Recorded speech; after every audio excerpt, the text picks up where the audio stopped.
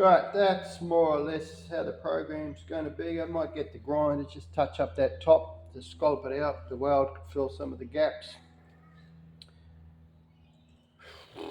And I got to do a floor. Right, I got to mark it again.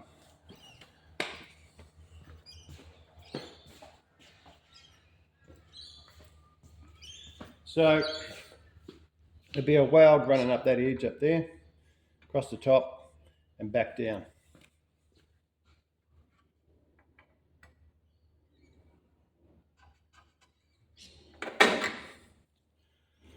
Show you how much thought I put into this, right? No line. There we go. It's not that, oh yeah, I'll let you showing off. No, I'm just showing you. You don't have to, you know, over-engineer something.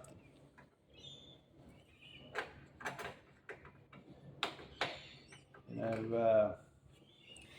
know, when you do work with tool makers and engineers, they are very precise. My tool maker, he was a very precise man. He would make a jig, do something for that part. I didn't have that schooling.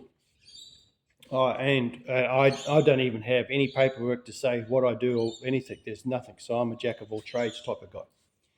So you put the problem in front of me and I work it out. That's just how it is. And when it comes to the math sides of things, I'm very weak. Get the calculator out, I'm okay, right? So all of these things, you don't have to be genius stuff. You're just working your personal problems out, what will work. So, talking about problems.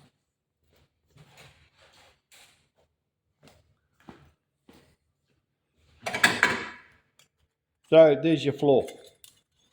So I'm going to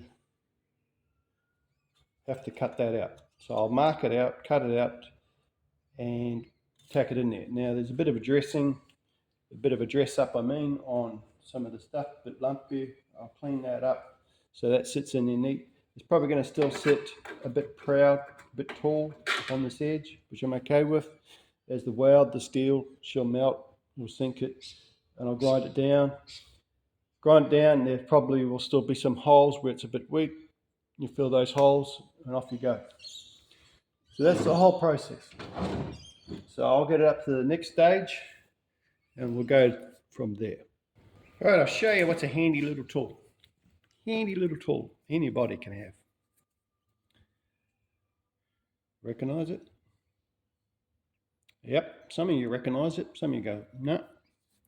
That there is your magnet that goes around a speaker.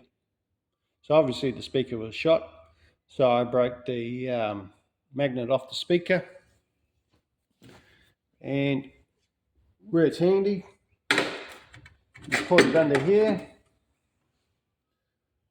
like so. Get your tin, which stops it falling through the job. Because trying to hold some of this stuff in place while you're tacking gets a bit, right? So probably I'll target my tacks, I don't know, around the middle. Something like that. Something like that. So yeah, cheap little tool, something to have. And it's handy. Handy.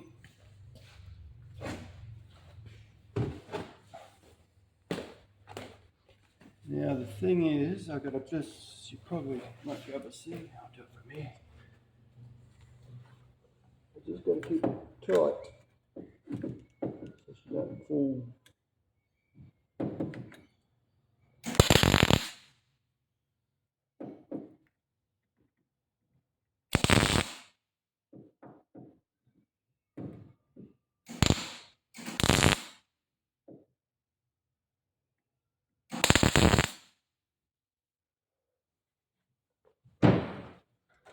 And that's all it does. Once you got it in there, home and hosed, that's all it does.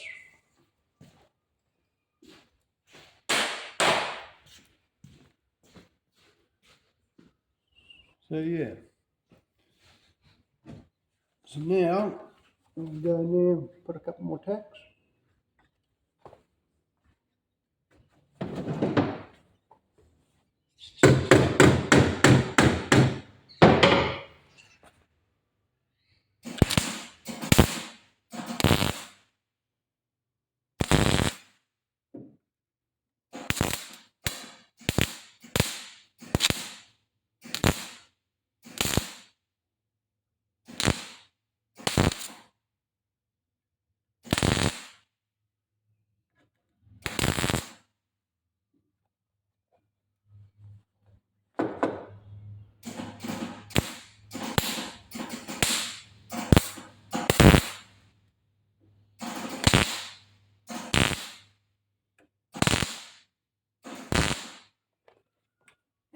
So you can see by the way I'm welding this sort of stuff, because it's 1 millimeter steel, I'm pumping a lot of heat into it.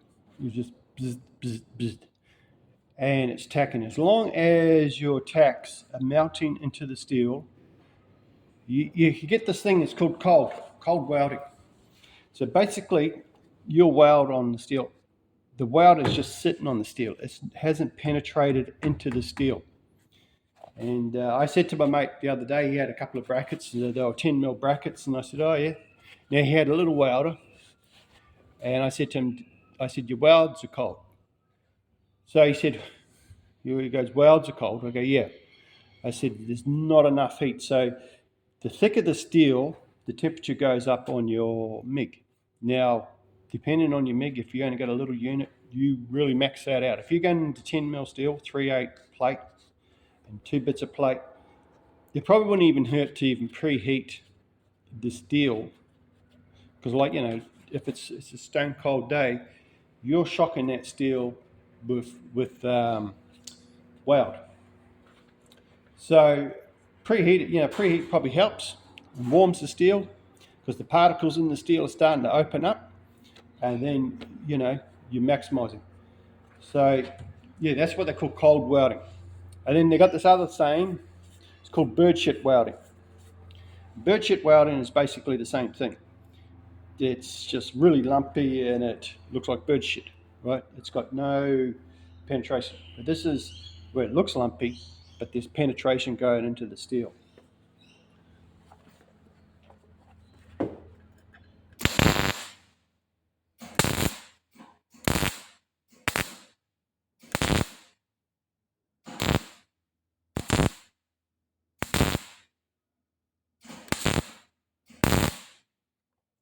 Now, what I'm doing here is the vertical is working to my favor. I got a bit of a gap. I don't know if you can see it. The gap's roughly 2 mil in there. So as I'm welding and letting the welder heat up, it got quite orange there. I'm letting it pull down the heat. So when I weld, I'm not trying to weld the hole. I'm welding, it's 50-50 again. So it's a bit on here to penetrate there. It's a bit on there to penetrate there, right?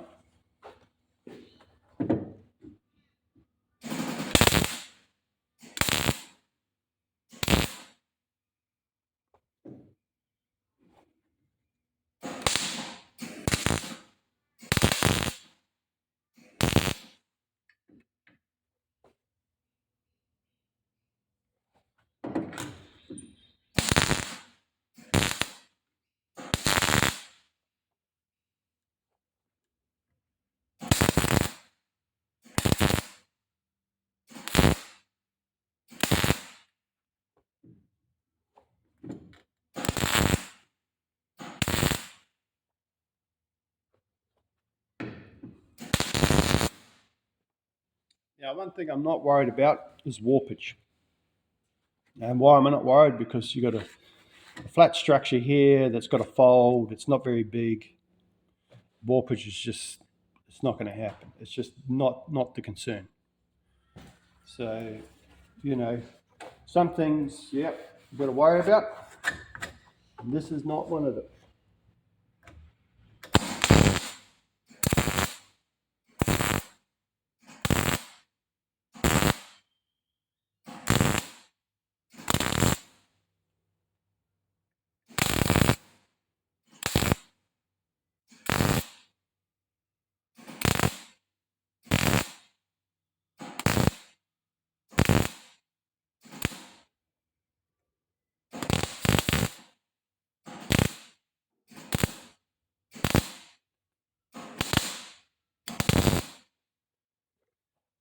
a bit of a hole around the back. So even my tacking is getting light to the point where there's no, because it's quite hot.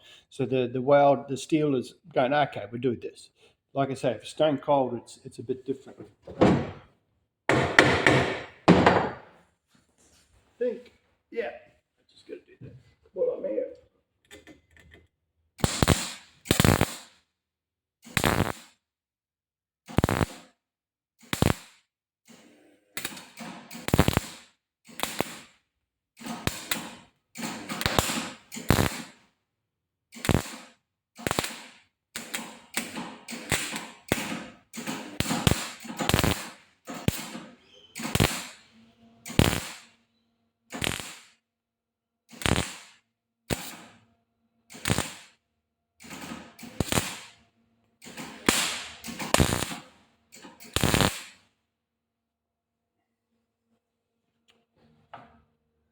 So what's happened there, when I did the cutout and I've grinded it a bit, this is the thing I mentioned before, when you grind something you can turn it into tissue paper.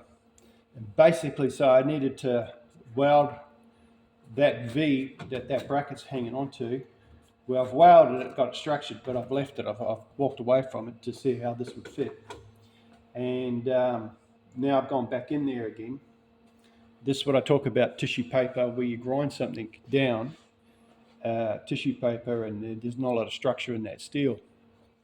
That's why I'm not a big fan of file finish steeling. It looks very fancy and it looks, the old school stuff, but you're taking away metal on something, tapping it down, and then where's the low points, and then you bring the low points up and you're tapping it, and then you're filing it. You're constantly taking away steel. It's not like filler, right? Where I'd actually prefer to tap it around, dress it, bring it up, keep the structure of that steel, then put the filler in. So that's probably why you don't see file finishes anymore. I witnessed it right in front of me. A guy actually was doing file finishing on a car. He was a British guy, and he was very fussy about it, and he wanted to do it. So he did it, and sure enough, he punched it through. And then he's sitting there welding. So you're putting heat back into the thing, and all this stuff's going backwards and forwards. So, yeah, I wasn't a fan.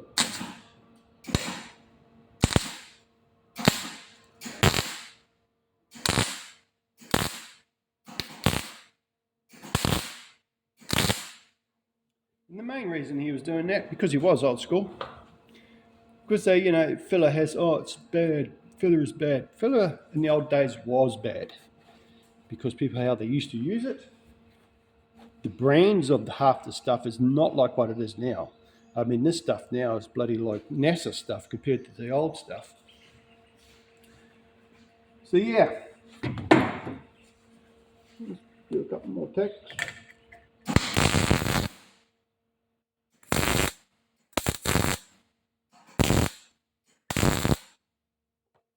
Now, one of the things I have to weld is that little plate that I put down there. At this stage,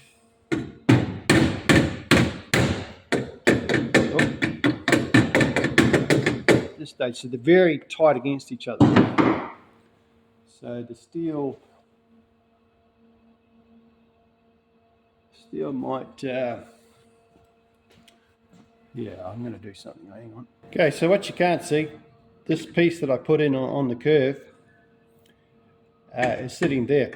And because of the hole where this is, it's very close to the edge where I've got to weld. So it's probably going to get a little bit ugly.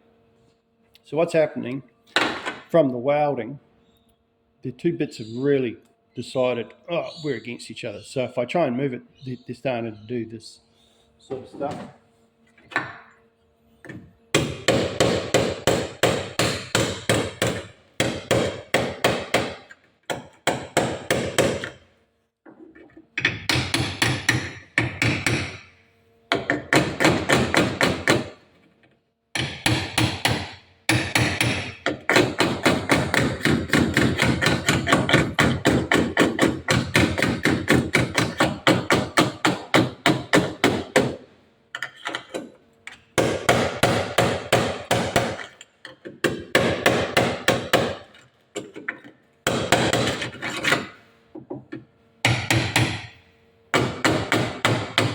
So what I'm trying to do, every time I'm tapping down, this piece here is sinking down, getting hollow. This is sitting more or less where I want. Now once I show you what this is for, once I will be putting a bit of sealant to bed it down to make sure it doesn't leak and carry on around there.